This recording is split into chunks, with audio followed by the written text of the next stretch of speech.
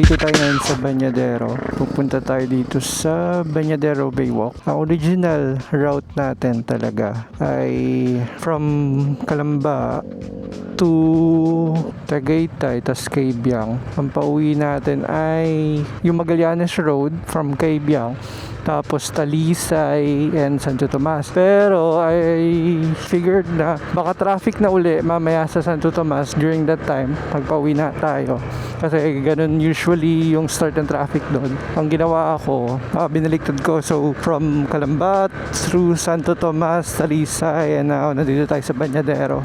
So we'll just check this baywalk lang, then we'll proceed to our route. Tapos meron pa sila ditong mga ano, and actually malapit talaga siya. Wow, sarap ng hangin dito.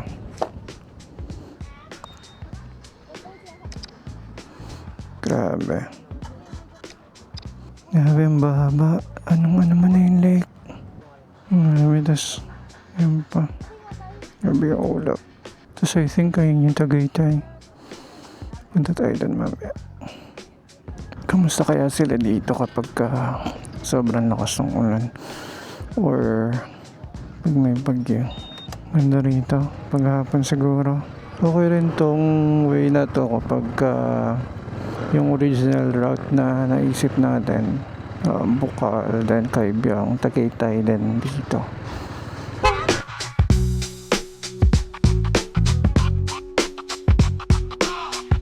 Hindi rin pala ako nakapag-record from Calamba through Santo Tomas and Talisay kasi medyo may light rain showers earlier. Buti wala nang ganong, hindi na maambon. And surprisingly, alas 2:30 PM, hindi siya ganon kainit ngayon. So medyo umaayon sa atin ng panahon.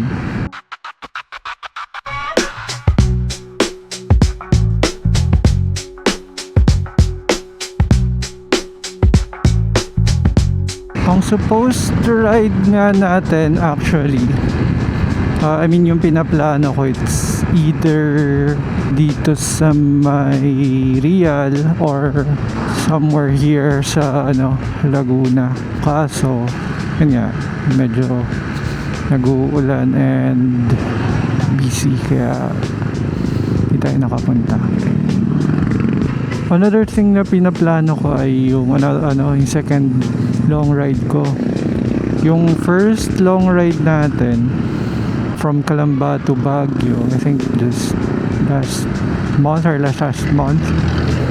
Not sure if nakita nyo na yung i-flash ko na lang dito sa screen yung video ko ng quick ride going to Mines View Park na naligaw pa ako. I shot a few clips. Nang ginawa ko ay nilapatan ko ng music yung pababa na ako ng Baguio, going back home na. So from Baguio to Pangasinan yung video na yun. Yung isa pa palang gusto natin gawin na pinaplano na namin ng pinsan ko, ng brother ko, is mag Laguna Loop. So from Manila, Alabang, tas yung service road nun going to Calamba, and then Santa Cruz, tapos Pilila, and going to Rizal, going back to Manila.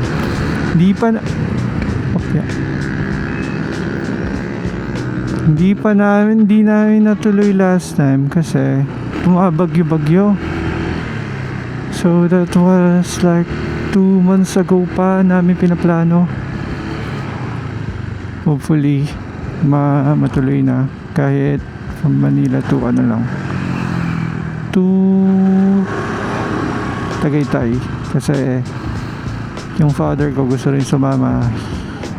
Hindi pa siya nakapunta ng Tagaytay, I think ever, not sure, pero yun, Sana matuloy, hopefully this month or maybe sa birthday niya.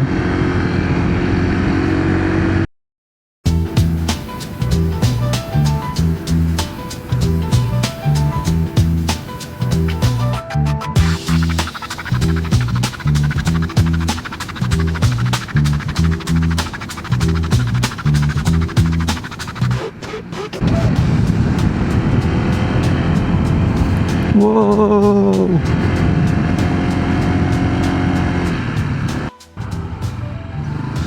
Need to get a shot of this.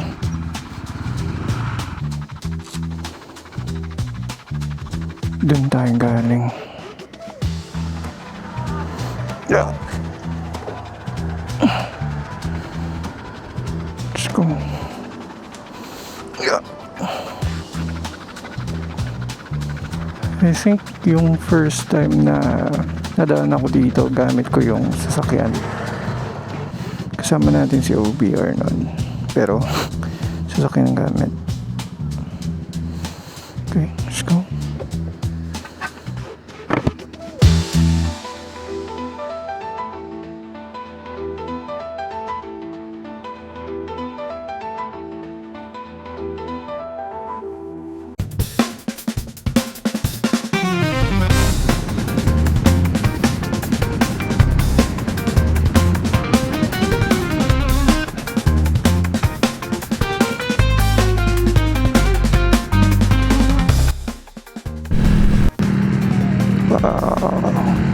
Look at the view.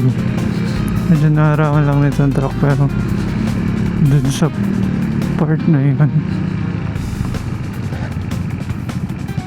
medyo mataas. Saan pala to? Oh my god. Ito nag-dance na yun. Ito pala yung nakita natin kanina doon sa taas. Cattle Ford.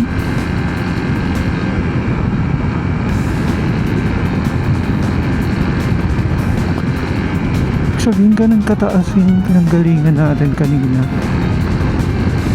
Wow. I have this idea na gusto kong gawin. So, para siyang mix ng food review and traveling using this ADV. So I'll go to a place, maybe a restaurant or a cafe of some sort.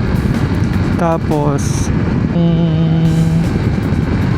saan yun, paano papunta, and masarap ba yung food or anything.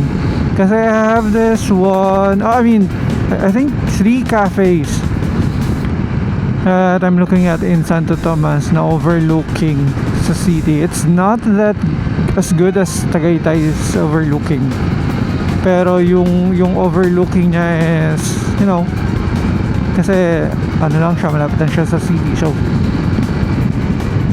a breath of fresh air kumbaga na gusto kong i-share. I'm pretty sure na share na siya sa TikTok or sa YouTube or sa Facebook.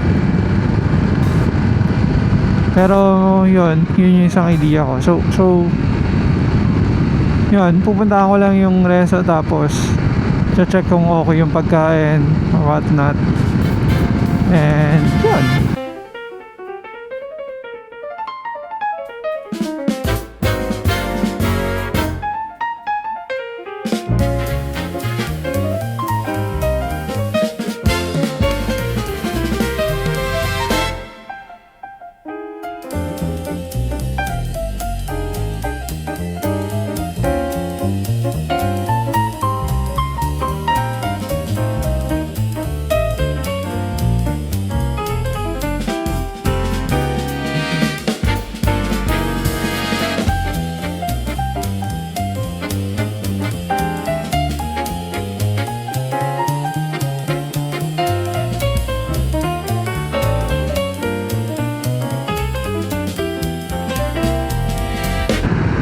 Open ko yun ako.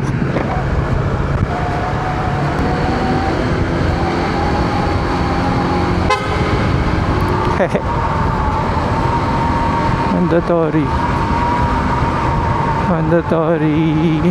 na horn. Sige, selfie.